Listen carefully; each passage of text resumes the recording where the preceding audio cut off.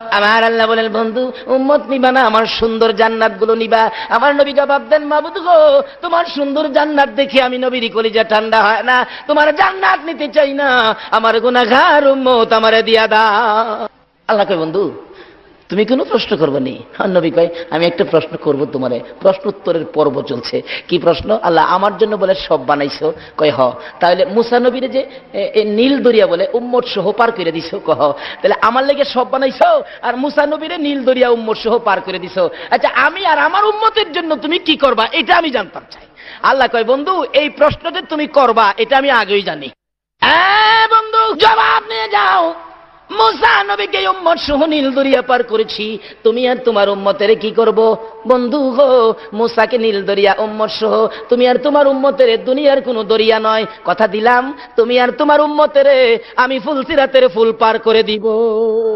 আমি এই নবীরা আমি একদিন একটা প্রশ্ন করব। মুসার এবার প্রশ্ন করবেন জিবরাইল, মনে মনে রাখলেন। প্রশ্নটা আদায় করলেন কোন দিন? যেদিন উহুদের জমিন কায়েম হয়েছিল। আমার নবীকে যেদিন দুইখান দান দান মুবারক ভেঙ্গি দিল, নবীজি মুখের মধ্যে হাত লাগাইয়া ডাক মারছেন, সাহাবীরা রে, কে কোথায় আছো? আমি নবীর দুইখান দান দান মুবারক শহীদ হয়ে গেছে। আবার আঘাত করলে মাথার লোহার টুপি ভেঙ্গে টুকরা হইয়া মাথার ভিতরে ঢুকে গেলে মাথায় হাতটা লাগাইয়া ডাক মারছে, সাহাবীরা রে, আমার মাথাও ভেঙ্গে গেছে। এই বলে আমার নবী মাথা চক্কর মেরে জমিনে পড়ে গেছে। তারপরও আমার নবীকে মারতেছে জীবনের শেষ বিদায় করে দেওয়ার জন্য। হযরতে জিবরাইল বলেন, আমি দুইটা হাত বাড়াইয়া কুলে লইয়া টান দিয়া সরাইয়া নিয়ে আসলাম।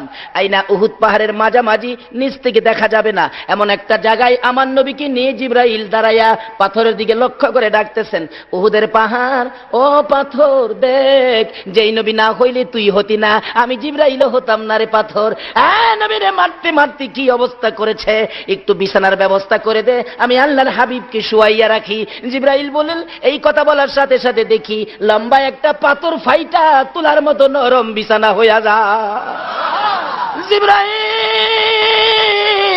ওই বিছানার মধ্যে আমার আপনার নবীকে শুয়াইয়া মাথার পাশে বসে বসে প্রশ্ন করতেছিলেন, ইয়া রাসূলুল্লাহ, দাঁত ভেঙে গেছে, ব্যথা কেমন লাগে? আমি জিবরাইলের কাছে বলুন।